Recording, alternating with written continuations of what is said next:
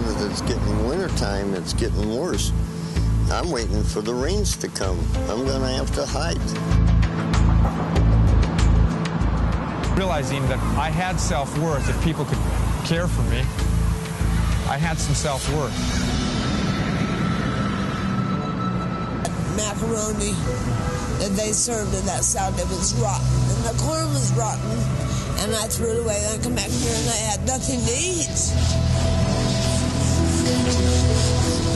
I raised my kids here, and now they're applying for jobs and for graduate schools, and they go straight to the top of the list because employers and people who run graduate schools are smart enough to know that something happens to people who spend a lot of time in a setting like this. The biggest problem with homeless families is not unemployment, but underemployment.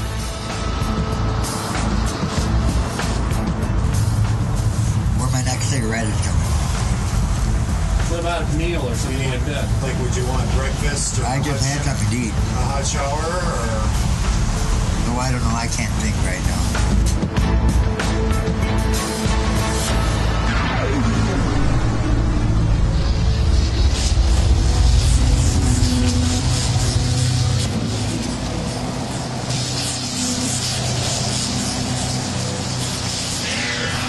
A dark back alley or broad daylight, a large metropolitan city or a small town.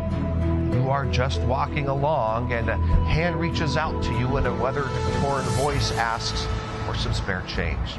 What should you do?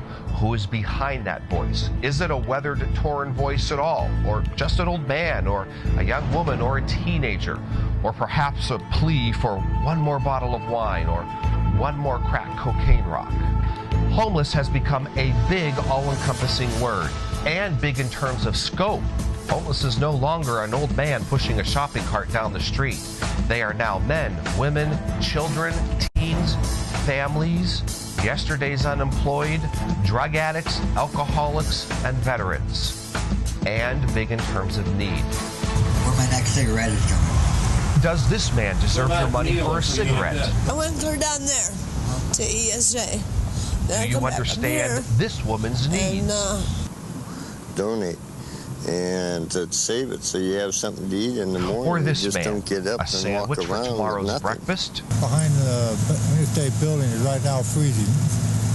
No, I don't worry about it. Or can I'm this man ever understand the real world around him? I'm all covered, warm every night. We will talk to people who live on the streets. We will visit homeless shelters. And we will have open, frank conversation with experts who have given their lives to the homeless.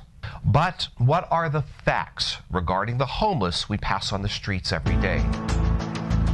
According to the National Alliance to End Homelessness, on any given night, approximately 700 and... All right, who's next? Are you next? What's your name? Homeless is no longer the old man pushing a shopping cart. Teens, 20-somethings, even kids can be homeless. Ruben is one of those 20-somethings. It's the Halloween Thanksgiving season, and he's working in a YMCA pumpkin patch. 8 weeks ago, he was living on Skid Row. I had some problems with cocaine and with alcohol, and I sort of, guess you could say I traded in everything I had for drugs. And my career, my family, my woman, my friends, my material goods. When I went downtown, I had a bag filled with a little bit of clothes, and I ended up downtown because I wanted to be closer to the drugs. macaroni that they served in that salad, it was rotten, and the corn was rotten, and I threw it away. I come back here and I had nothing to eat. Sorry.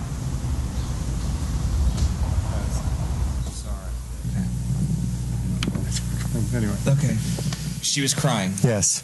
Is there a lot of tears on the street like that, or was that a rare thing? No, that was very rare. I was very taken back by her emotion. Why? Are they usually hardened to it? And yeah, kind of stoic. Yeah, very.